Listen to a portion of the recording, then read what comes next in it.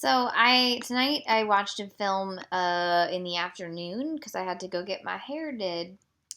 It's a little, you can't see it because I'm in black and white, but it's very platinum right now. So I watched Douglas Sirk's Shockproof, which stars Cornel Wilde. I've now seen two Cornel Wildes for this Noirvember, and Patricia Knight, who was married to Cornel Wilde at the time. They got divorced a few years later. This came out in 1949.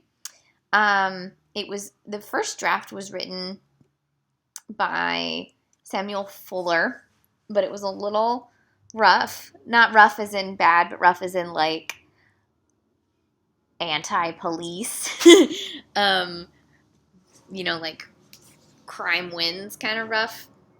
So Columbia wanted to soften it a little bit. So they had Helen Dutch come in. Helen Dutch is one of the great screenwriters. She wrote National Velvet. She wrote Lily. She wrote I'll Cry Tomorrow. She wrote The Glass Slipper. And her very last screenplay was Valley of the Dolls. Helen Dutch is amazing. I love her. So she came in. She also was one of the producers on this film with S. Sylvan Simon, who directed all kinds of great films. Look him up, including one of my favorite noir westerns, Lust for Gold. So Douglas Sirk apparently wanted to direct this film, or he didn't want to direct this film. He was sort of a director for hire, but he took the film because, and I quote, it was about the price of flouting taboos, aka what happens when you try to go against the grain. And obviously that's a big theme for Sirk's work. I sort of loved that this was a mixture of like Sirkian soap and Fuller's like just brash, fuck everything attitude. It was kind of amazing. Oh, there's a great review of it by Matt Solar Zeitz that I recommend. I'm looking at it right now. It's kind of fabulous. It's just so beautifully shot. It's filmed in LA.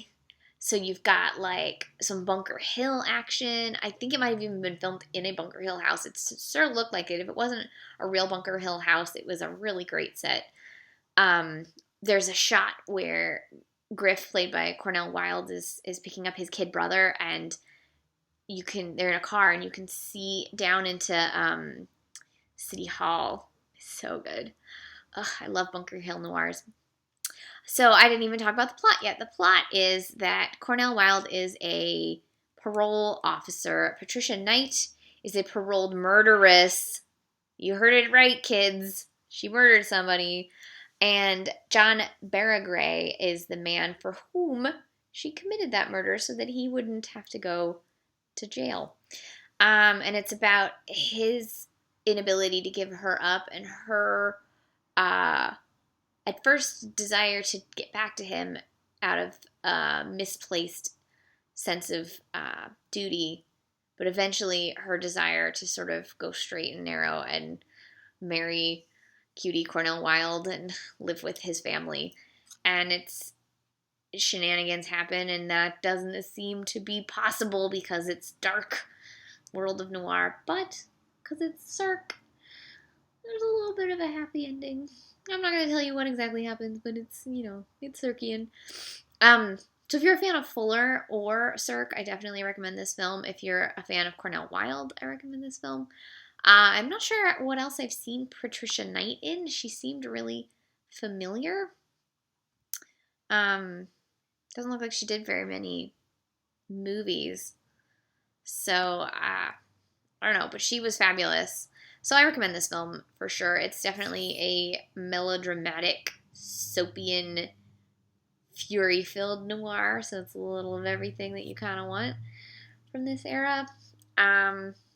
Dude, the main character's name is Griff. What else do you really need to know? Nothing. So I hope you enjoyed your first week of Noirvember. We got 3 more weeks to go. Yay! I'm stoked.